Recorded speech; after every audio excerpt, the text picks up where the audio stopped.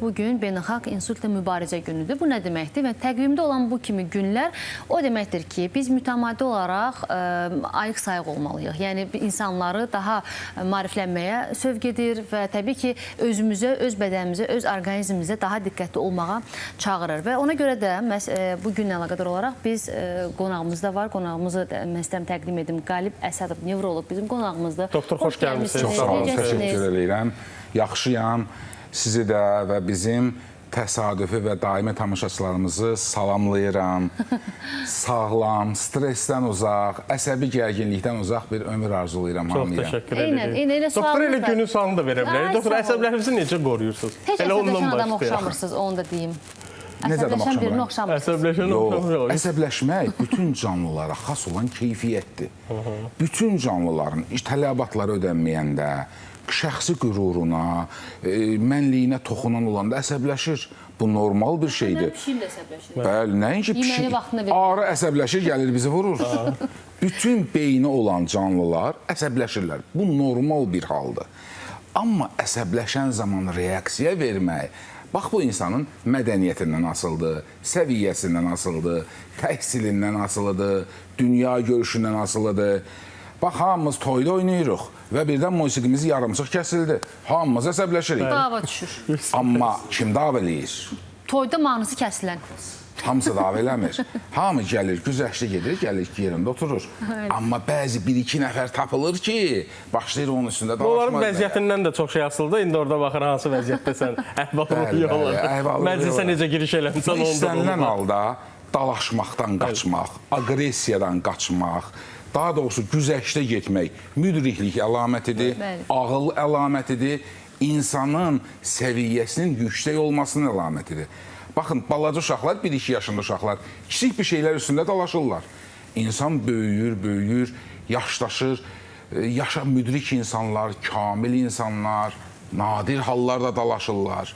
Yəni, dalaşmaq, aqressiya göstərmək istənilən halda beyin qabığının və yaxud da şuurun az olmasının əlamətidir.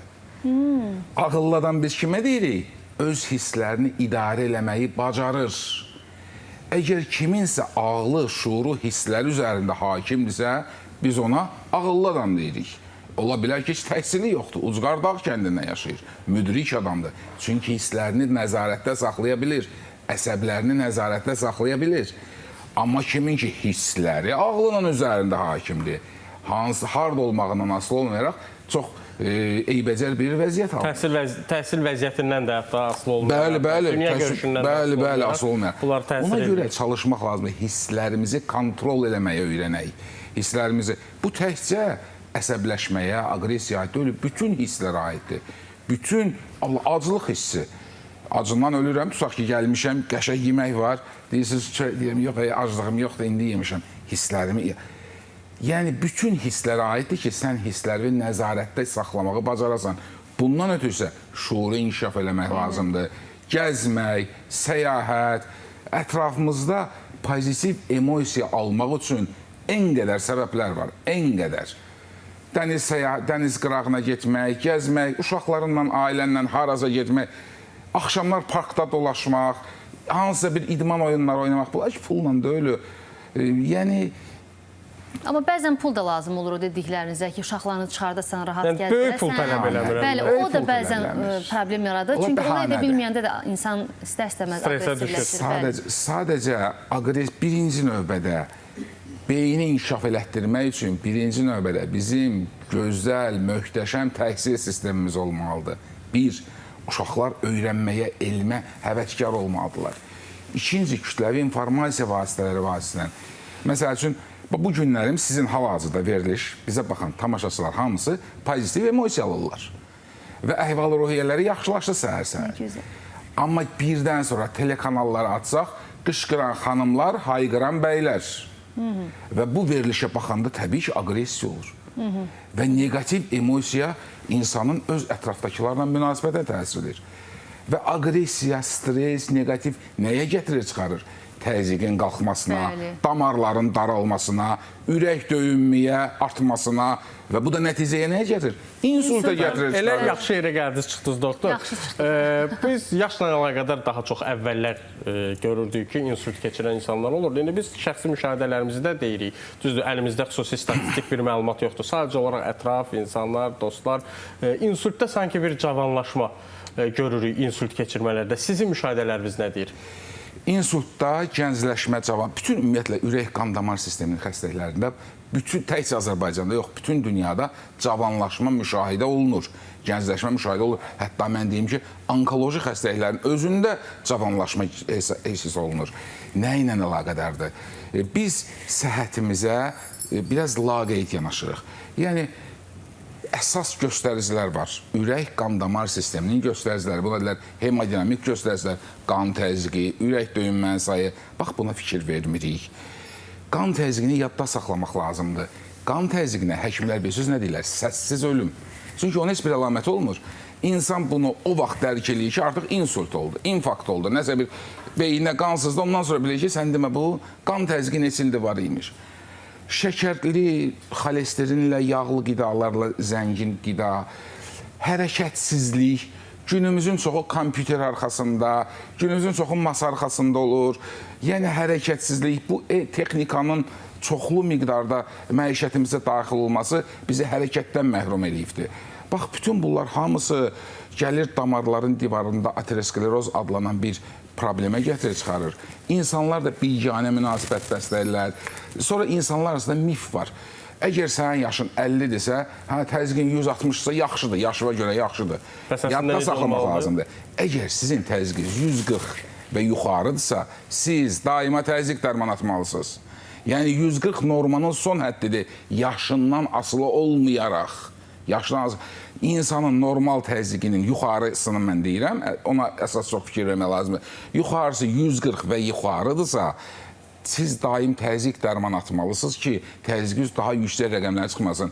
Ay, işçil təzyiq, tamaşaçılar aydınlasın deyə raboçi davleniya deyirlər. İşçil təzyiq, bunlar hamısı miflərdir, əfsanələrdir. Təzyiq qalxır, elm bunları qəbul eləmir. Elm bunları qəbul eləmir. Hər zaman belə olub, yoxsa bu son bir neçə ilin nəticəsi belədir? Hər zaman belədir. Hər zaman belədir ki, insanın normal təzyiqi belə olmalıdır ki, sən 140-dan yuxarı qaldırmağa qoymamalısan. Təzyiq 140-dan çox olanda, bilirsiniz nə olur? Damarlar, elastikidir da damarlar. Damarların divarında torba şəkilli bir törəmələr əmələ gəlir. O qədər ki, 140 atmosfer bilirsiniz nə qədər millimetr civəsində.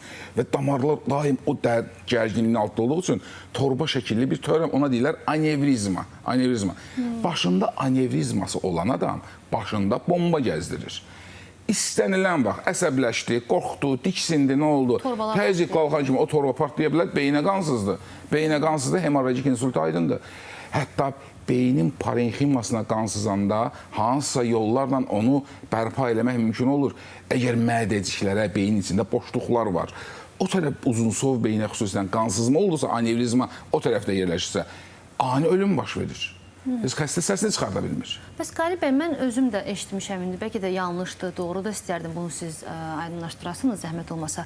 Adamlar var ki, deyir ki, sakitcə oturmuşdum, birdən oldu. Yəni, heç hirslənməmişdim, əsəbləşməmişdim. Bu ola bilərmi ki, gizli fəaliyyət göstərən, gizli başlayan hansı bir əsəbin mi deyim, xoşa gəlməz bir daxili prosesin bir nəticəsi olsun, birdən-birə insult geçirsin? Birdən-birə heç nə olmur. Mən bayaqlarım naxiyyə demədim ki, arterial təzyiqə biz səssiz ölüm deyirik. Adamın arterial təzyiqi uzun müddət olubdur və sadəcə buna fikir verməyibdir. Heç xəbəri də olmayıb ki, bunda arterial təzyiq var. Elə dünən mənim yanıma xəstə gəlmişdi. Hər şey qaydasındadır. Ömrümdə deyə həkimə getməmişəm və duran yerdə anevrizma partlayıbdır, hemorrajik insult olubdur. Yəni, amma bu adamın təzyiqi daim 180, 160, 200 arasında olubdur.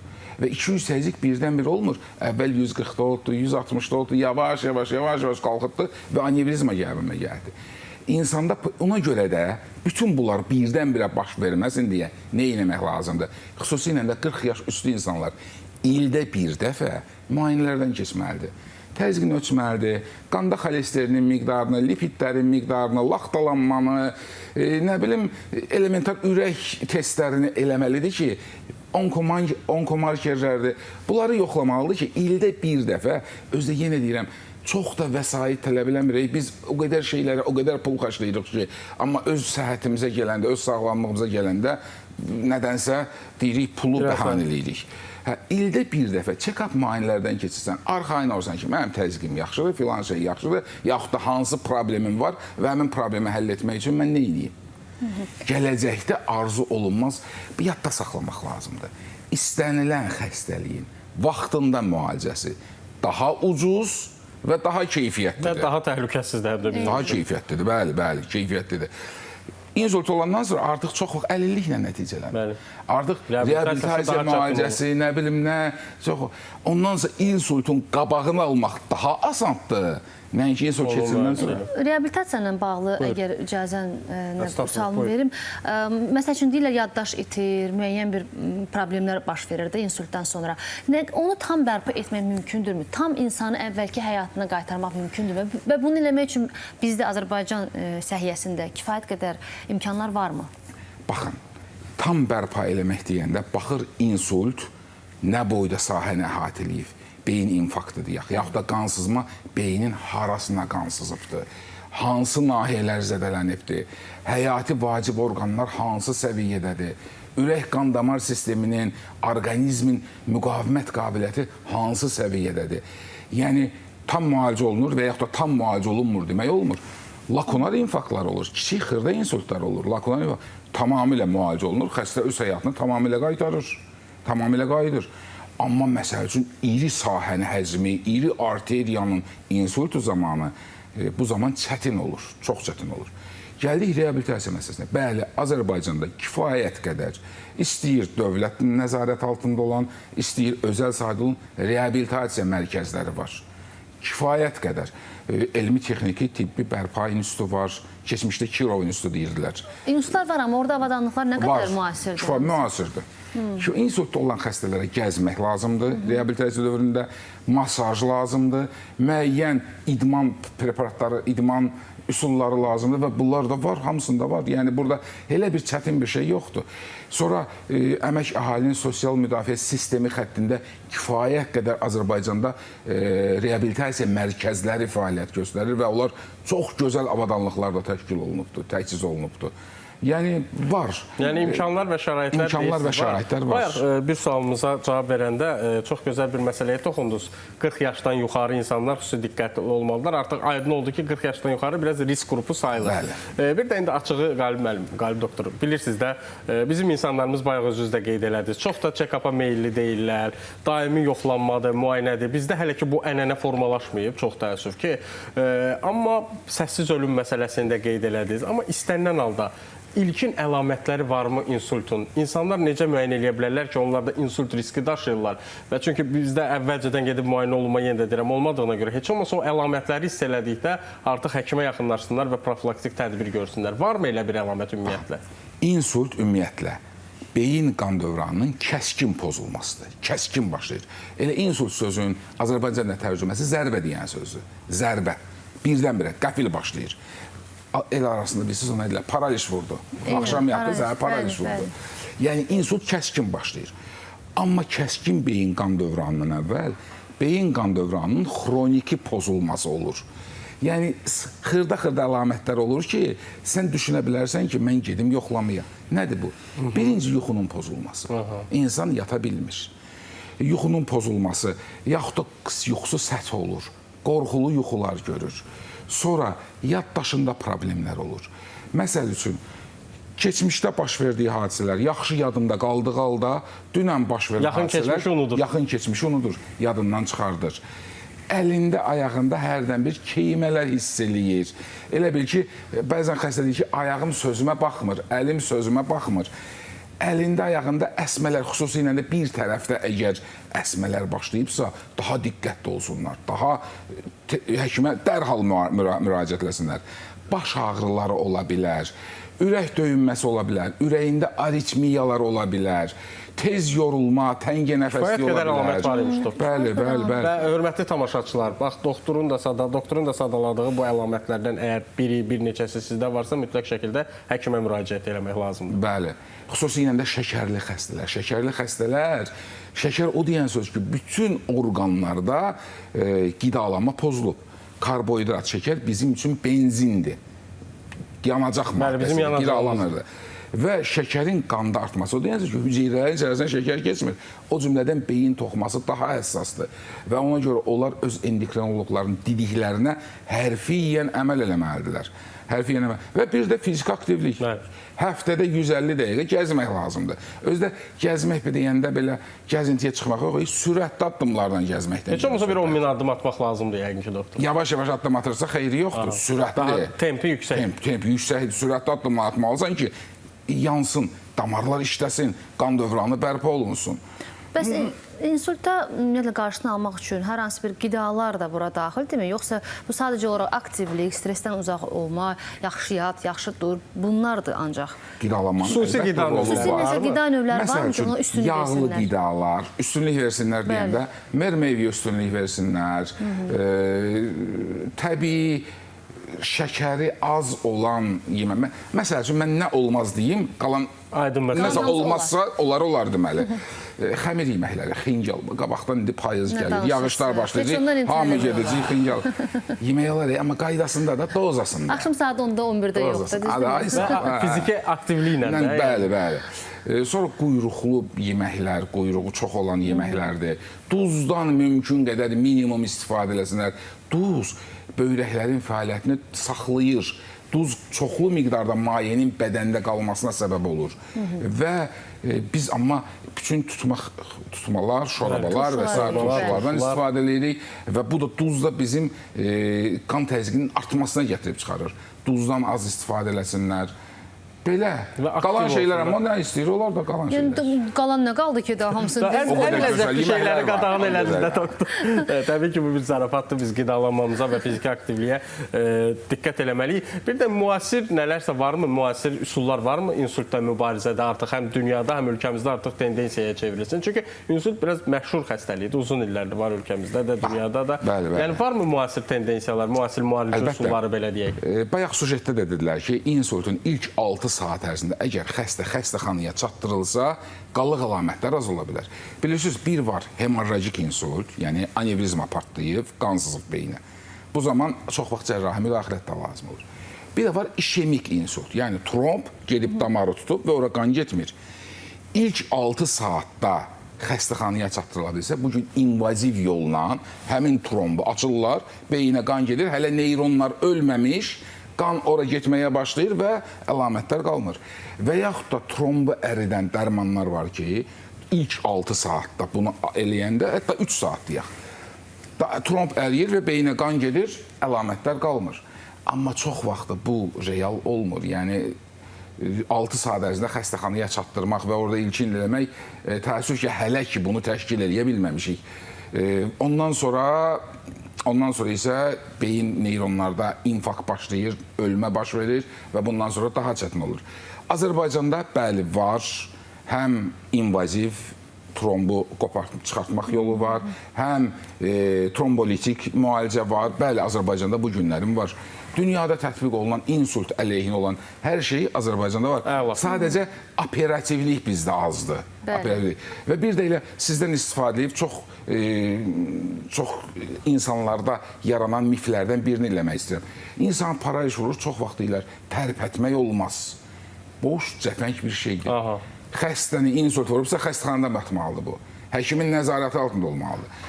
Xəstənin beyninə qan getmir, evdə neyniyəcək? Ona MRT lazımdır, müəyyən haranı tutubdur damar, nə səviyyədə beyin zədələnib, qanın göstəriciləri lazımdır və bu həkimin nəzarəti altında olmalıdır.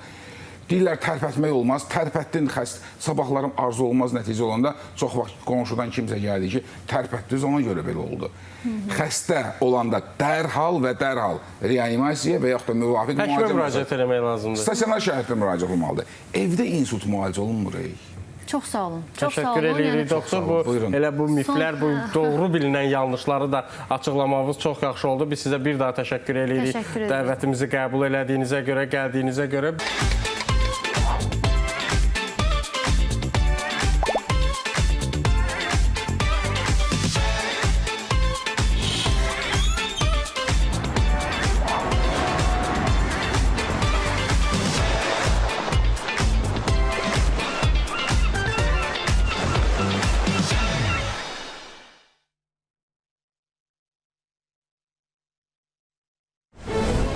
Məhəbbət Kazımov, 3 dekabr, Heydər Əliyev sarayı. Meşe vurdu, oy, oy, meşe